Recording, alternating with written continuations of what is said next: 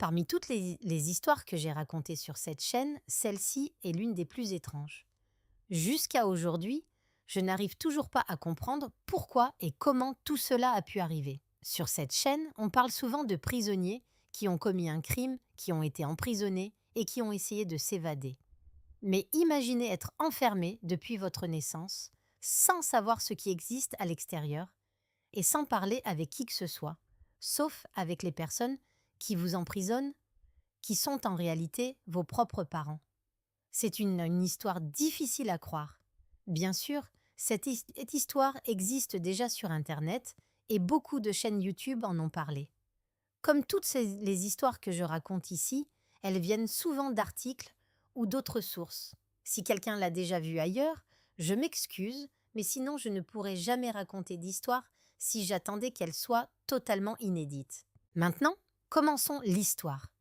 Nous sommes le 14 janvier 2018 à 5h49 du matin, à Perris en Californie. Une caméra de surveillance d'un quartier filme une petite fille qui sort d'une maison à l'aube et s'enfuit. Ce moment était l'un des plus importants de sa vie. L'histoire commence aux États-Unis avec un couple ordinaire vivant en Virginie. Le mari s'appelle David Turpin et travaille dans l'informatique. Il est marié avec Louise, qui est plus jeune que lui de 6 ans. Leur vie semblait normale au début. En 1990, après leur mariage, ils déménagent au Texas et ont leur première fille, Jennifer. Au début, tout semble normal, mais en grandissant, Jennifer commence à remarquer que quelque chose ne va pas dans sa famille. Sa mère, Louise, pouvait parfois être douce avec elle comme une mère normale, puis soudain devenir extrêmement violente, lui crier dessus et changer complètement de comportement. Ensuite, quelques minutes plus tard, elle redevenait calme comme si rien ne s'était passé. Jennifer vivait constamment dans la peur. Son père, David, était lui aussi très colérique et intimidant.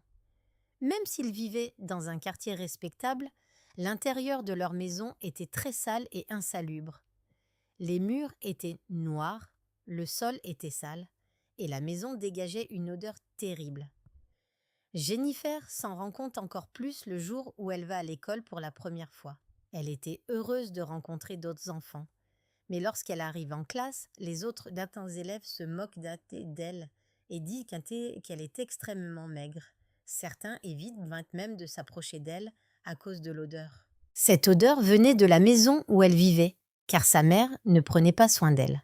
3 ans plus tard, ses parents décident de la retirer de l'école et de lui faire suivre l'école à la maison.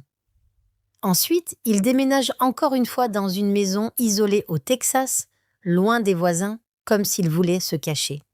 La famille continue de grandir. David dit même à sa famille qu'il veut avoir le plus d'enfants possible parce que c'est la volonté de Dieu.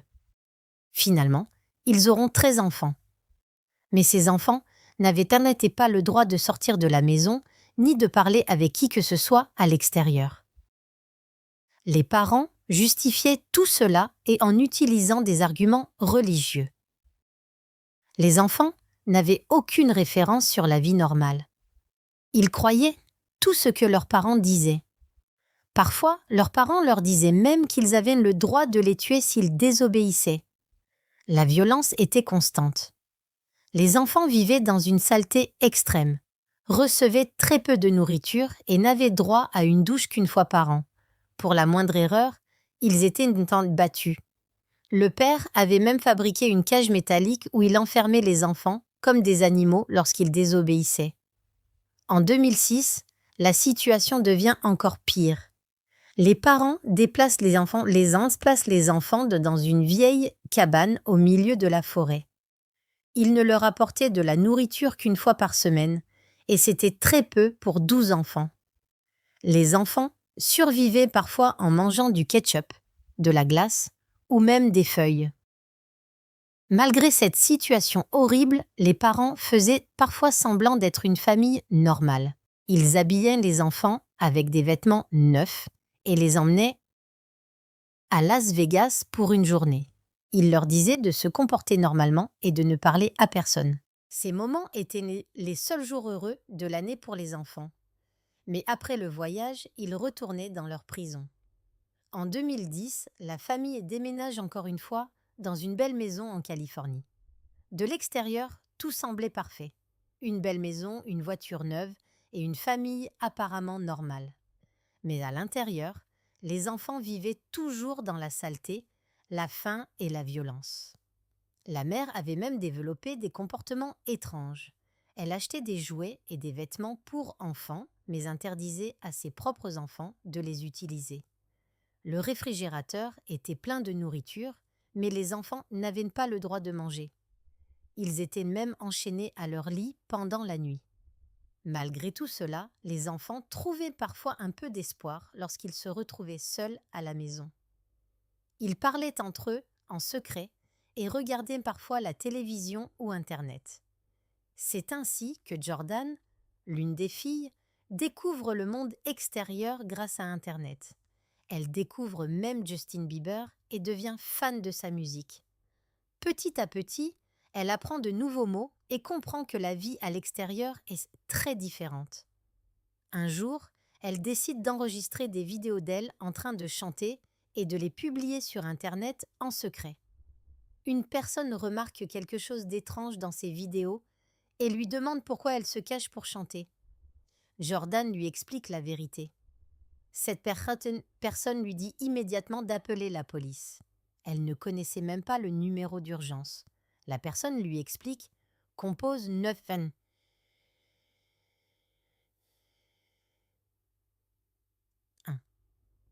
Un jour, après une nouvelle dispute violente avec sa mère, Jordan décide de fuir la maison. Elle sort par la fenêtre et court dans la rue sans même savoir comment fonctionnent les routes. Elle appelle la police et leur explique la situation. La police comprend immédiatement que l'affaire est très grave. Ils interviennent et découvrent les enfants enchaînés à leur lit dans des conditions horribles. David et Louise Turpin sont arrêtés.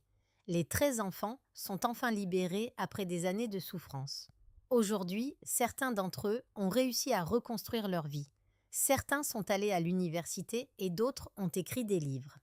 Jordan, quant à elle, partage parfois son histoire sur les réseaux sociaux pour sensibiliser les gens. J'espère qu'aucune personne ne vit des situations comme celle-ci. Merci d'avoir regardé la vidéo et à bientôt pour une prochaine histoire.